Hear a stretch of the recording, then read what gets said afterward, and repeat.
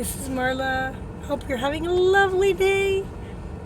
And just wanting to come on live and wish everybody a Merry Christmas. And I hope you're having fun times. This is the last week in Advent. So you can probably start putting up your tree right now, and you take it down when the Epiphany happens, which is January 6th. Yep, that's the last day of Christmas. Anyways, I just wanted to come on live and talk a little bit about parental rights and the right of government in making laws and mandates and all these crazy things that are happening in our country. Anyways, good news. Our state governor is not forcing vaccine. But at the same time, he's not stopping the county from forcing vaccines. So he could go a little further, especially since mandates are not law. Executive authority has no power to make law. Mandates are not law. They're not pursuant to the Constitution. If it's not law, if it's not a Colorado revised statute, then it's not a law that you consent to.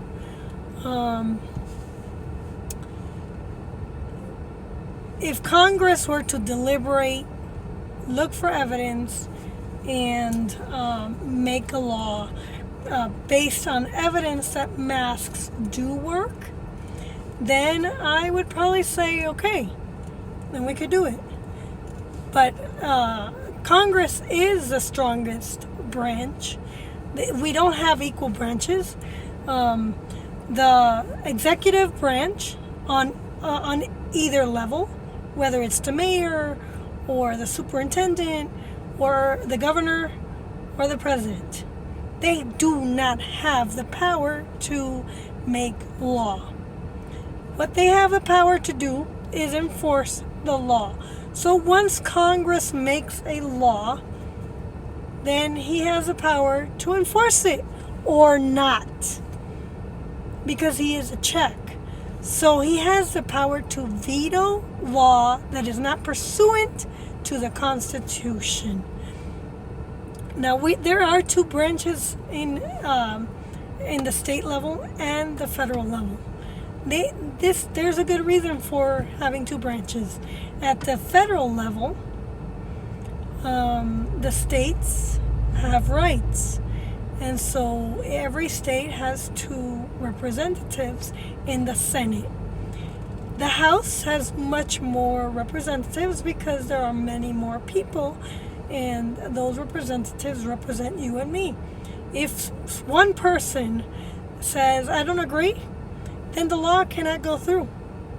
Because every representative, regardless of party affiliation, needs to listen to every person they represent. They can't, it's not a majority rule in our country. We are a republic, and we are a constitutional republic. What that means is that in a republic, we elect our representatives to represent everyone, not just a party represent. We don't elect parties. Therefore, the party has no say. Special interests, they have no say. They could give you money, but they shouldn't be influencing you to make law. That said, we are also a constitutional republic, and that means we have a rule of law, and we consent to the law of the land indirectly.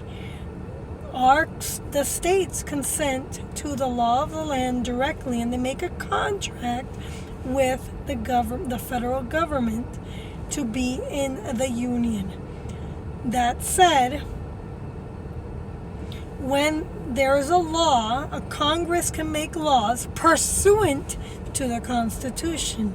So what that means is whenever they make a law, it has to be directly aligned with the Constitution.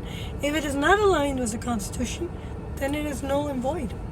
And you don't have to follow it because you do not consent to laws that are not constitutional. The mask mandates are not a law. They're mandates by who? Who gives that branch or that authority to authorize to make us wear it? Just because you go to work for a company has no right to tell you how to dress or what to do. Well, to a certain extent, they do have a code. And they could say, we dress like this and it's professional because we have to look good for our customers. However, masks, what code does that violate? They shouldn't be telling you. That goes above and beyond the call of duty. They have no right to mandate masks or whatever. Schools have no right to mandate masks on your children. They have no right to mandate freaking vaccines on your children. So mandates are not law. And there is no authority that says you need to take it. The only authority we have over our regulation, over our behavior, is God. So if there is a law and we violate that law, we suffer the consequences or go to jail. If we don't go to jail and we get off, we suffer the consequences with God. He regulates our actions. If you know the Bible and you know the Ten Commandments, and you're following the Ten Commandments, you're going to follow the law, because the Bible and the Constitution go hand in hand in our country. That's what makes us free, by the way. Yep, freedom. We have free will to follow and obey God. We don't have to obey God. We have free will. But then, when you die, you're going to suffer the consequences of not going to heaven. There is a heaven. I am very sure of that. You're going to go to hell. And there's going to be a lot of people in hell. But you know what? Unlike a lot of people think, if you're in hell, you're not going to see any of your friends. Because they're going to have their own hell. You're not going to be there partying, or it's not going to be a party, or having fun, or like here. No, there is hell here on earth too. And that's different than hell, eternal hell. So I advise you that if you don't believe in Jesus, don't expect to go to heaven. Don't expect to see your parents in your other life. If you don't obey God, you don't believe in Jesus, and you don't believe in the Holy Spirit, or Mary and Joseph, don't expect to go to heaven. Because Mary and Joseph are our holy family. What else did I want to say? Oh, parental rights. Where do they come from? Absolute rights. Well, in the Bible, God gives each parent the right to raise their children in the way they should go. It is up to every parent to raise their children godly and to follow good laws made by God. Those laws that God puts there is so that we can get along in this earth and not interfere with another person's rights. So we have absolute laws that are given to us before government was created. And so government cannot interfere on those rights that were already here before government. So one of those rights is being a parent. Not everybody gets to be a parent, but if you're lucky and you're blessed to have children, it is your duty to teach them how to live in the right way. And if you don't, then you're going to suffer the consequences when you die. And you're going to see your children suffer and not succeed. The government has no right over your children. They have no authority. They have absolutely no authority to regulate what you teach your kids. They have no authority to interfere in rearing your kids unless you give them that authority. So now how do you give government authority? When you register your kids in school, you're giving the government some authority to babysit your kids and to help you in raising your kids, especially giving them academic knowledge and virtue. But it is your duty ultimately to raise your kids with knowledge and virtue. Knowledge in the Lord, virtue in the way they should live their life, so that they don't interfere with somebody else, so that they can have the best success and the best opportunity in life. So government has no authority. There is no authority. The authority of government is in the Constitution. We consent to the Constitution. We consent to have people managing the government. We do not consent for the government to tell us what to do if it's not in the Constitution. Gun rights, that is your right. Freedom of speech, freedom of religion, that is your right. And you could practice in public. You can scream at the top of your lungs in a public square and say, I believe in Jesus. So you could believe whatever you want to believe. I choose to believe in Jesus because it's the right way to go.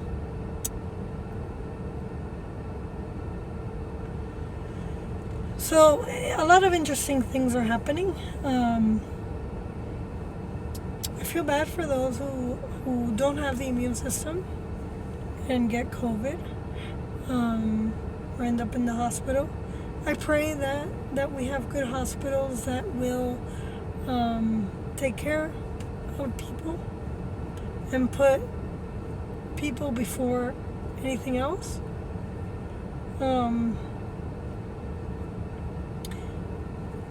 What really ticks me off is the schools mandating and doing things contrary to parental rights.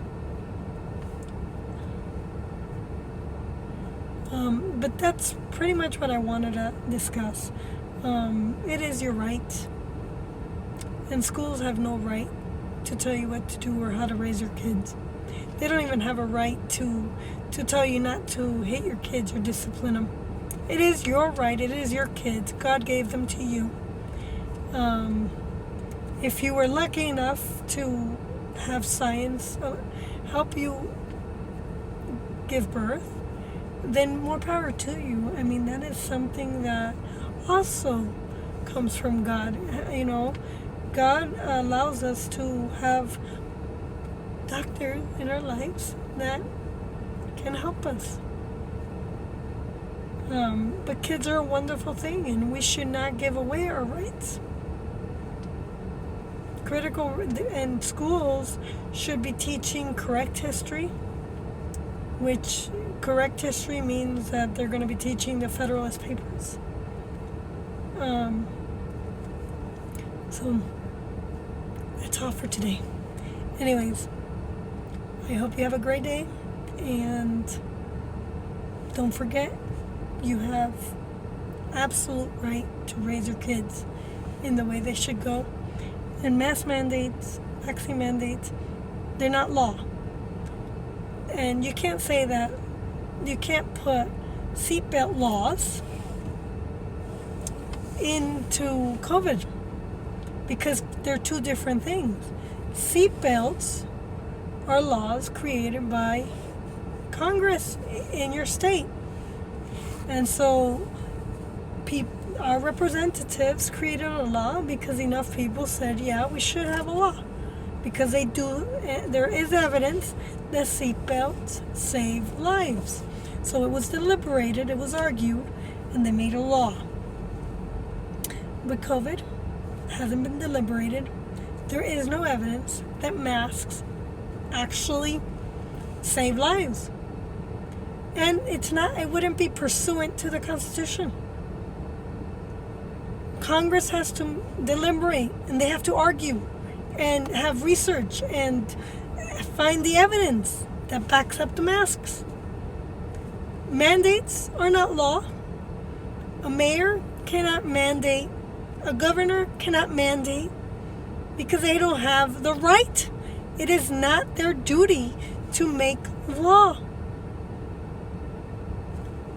Only Congress is the strongest branch in our government, and there's good reason for it. You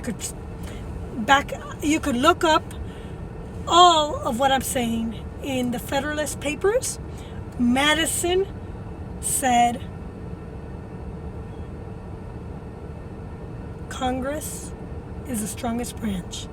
The weakest branch is the courts. And all they can do is give the lower courts and Congress an opinion and interpret the law pursuant to the Constitution. If a law is pursuant to the Constitution, it is valid. If a law is not pursuant to the Constitution, it is invalid, and it's null and void, and you do not have to follow it. Kind of like Rosa Parks, when there was a law that was not pursuant to the Constitution that made black people sit in the back of the bus. Rosa Parks said, you know what, I'm tired of this. I'm going to sit wherever the hell I want. And so she did. Because it was her right, it was her duty to stand up against a law that is null and void. She did it, and she's a perfect example of what each and every American citizen needs to do when there is a law that is null and void and is not pursuant to the Constitution. Rosa Parks. She's awesome. What else am I going to say? The president is not the strongest branch either. All he has a duty to do is influence Congress to make a law and enforce laws. Where his executive powers lie, so executive orders only work to make a law in the books work better. But they're temporary orders that are done as soon as he leaves office. Got it? That's why when Trump, he made all these laws, and Biden canceled all the orders. So Trump made all these orders, and Biden canceled all these orders. Because that's, every administration gets to run his office the way he feels like it. However, he doesn't have the authority to make law. He has the authority to veto a congressional bill if it's not pursuant to the Constitution. That veto is meant to check and balance the Congress branch. The court has a right to say this is not pursuant to the Constitution, it's not valid, it's invalid. That's what they have a right to say.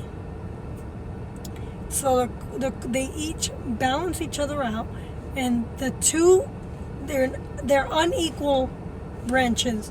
Only Congress can make law, because only in Congress can you deliberate, argue, and fight, and find research and evidence to back up that law.